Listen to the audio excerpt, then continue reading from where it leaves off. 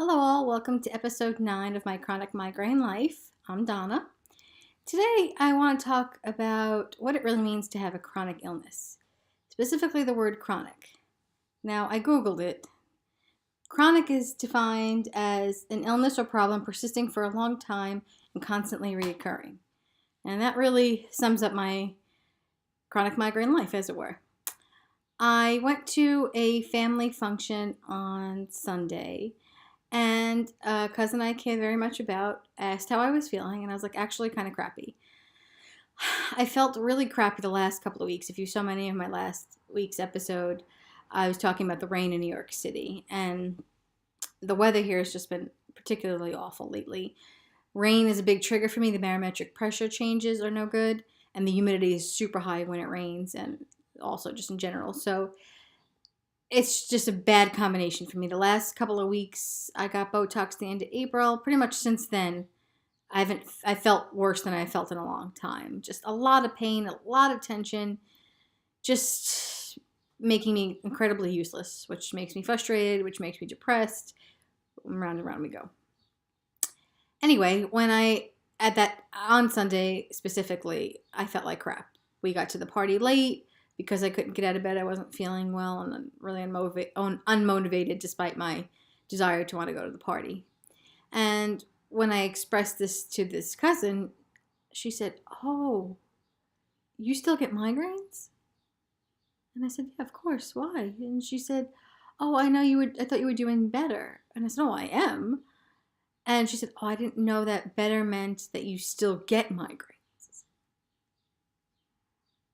And I paused and I said, "Oh, yes." And I continued on my way to say hello to other people, but it really has stuck with me since. And this is a intentioned person, someone I care about and I know cares about me. And so there was no malice in that comment, which, even though it stung a little bit, my initial reaction was to be hurt. And I don't know why, but I had to stop and think about it. She was genuinely surprised.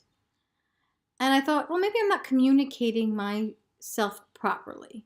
Now, it's not someone I see on a daily basis or speak to on a daily basis, but I see her fairly regularly at family functions. And so I thought, maybe there needs to be a distinction.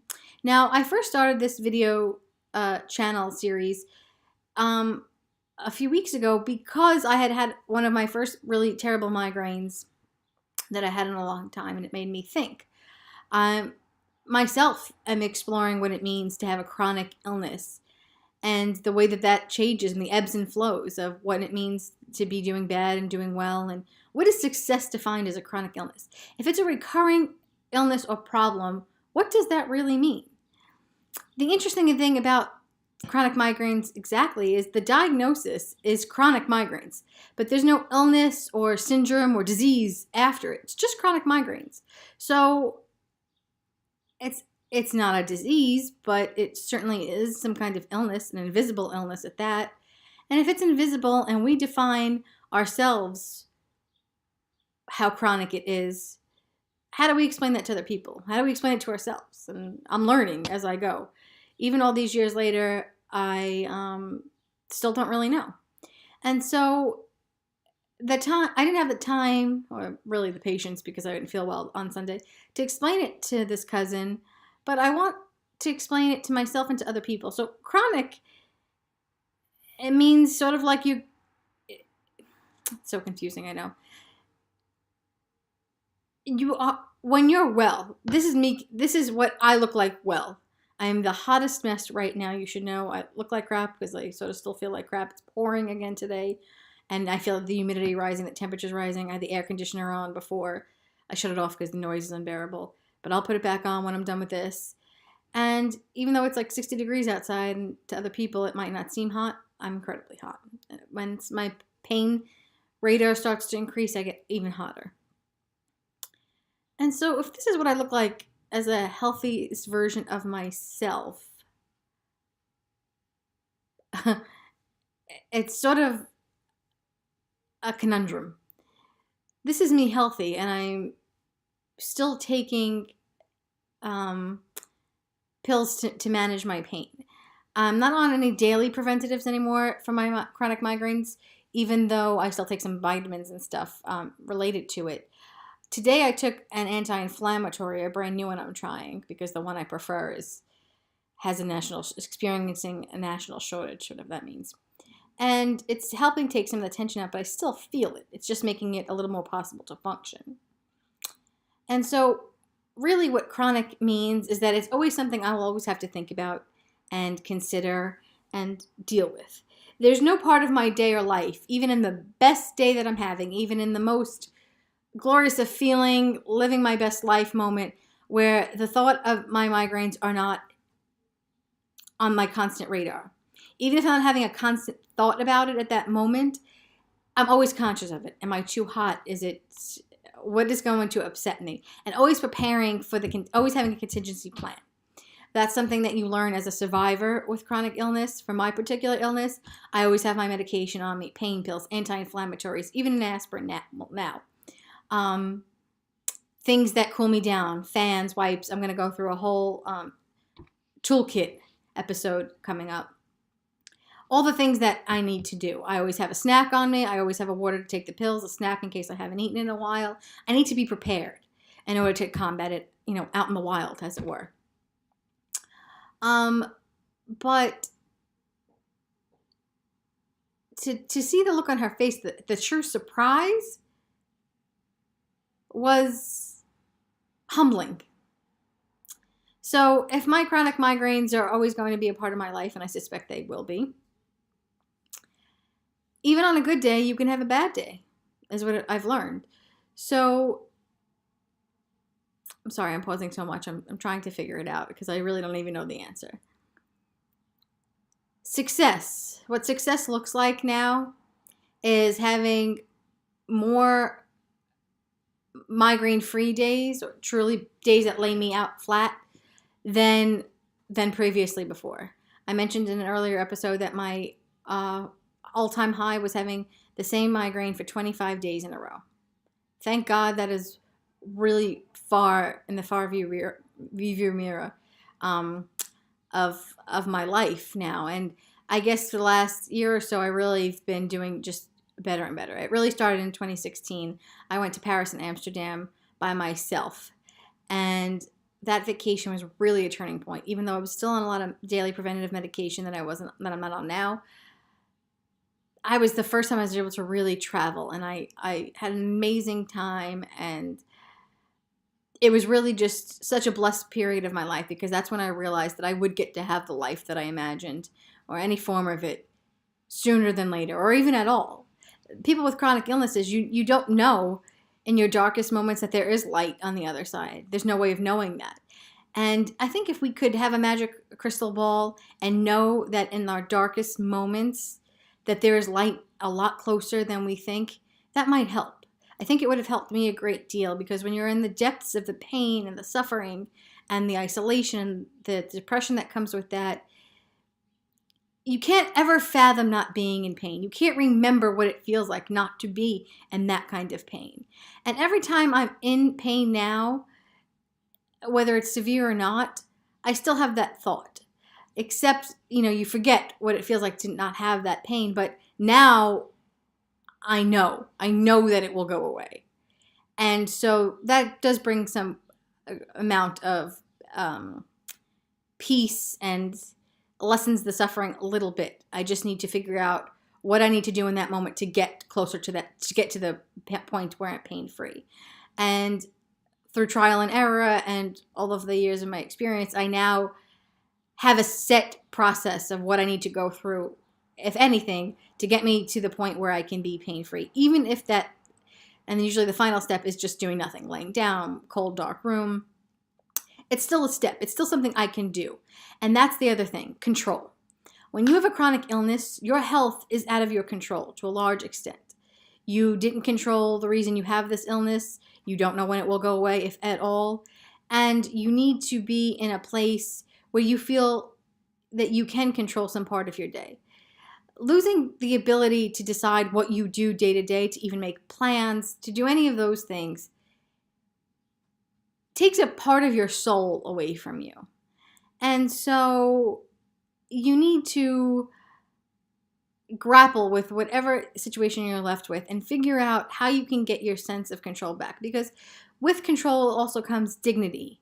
And as a human being, we are very tied to our dignity. When you don't have dignity or respect for yourself, or you lose hope in yourself or your situation, it's very hard to want to fight on. A lot of people with chronic illnesses commit suicide. I know that's even true for people that suffer from chronic migraines and other headache disorders. I never got to that point, thankfully, but I've been depressed, certainly.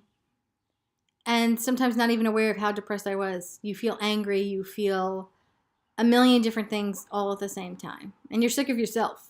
That's the worst part. You're sick of complaining. You're sick of having to ask people to do things, even if it's a minor thing, to make you more comfortable.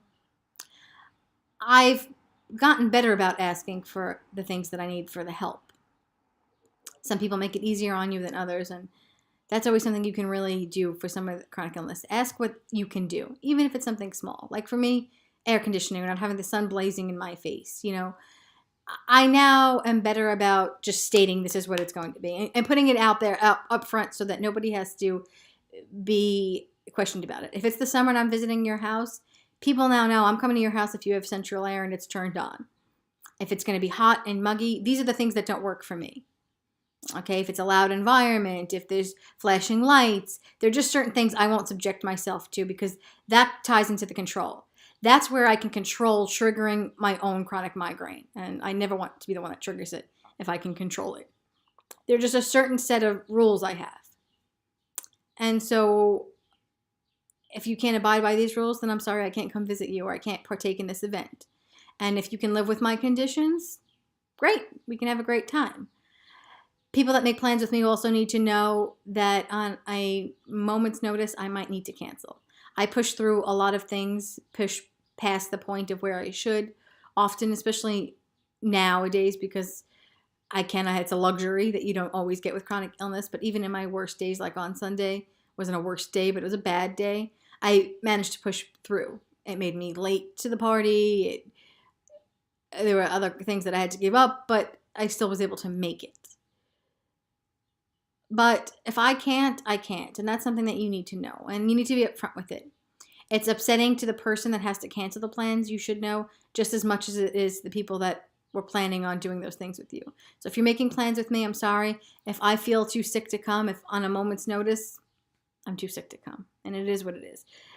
There are certain life events that you don't want to miss and you can't redo. And that's unfortunately just life. But if it's something like a movie or something that you can, even if you were looking forward to it, it is what it is. And I've tried to make peace with that. And making peace with chronic illness is a part of that.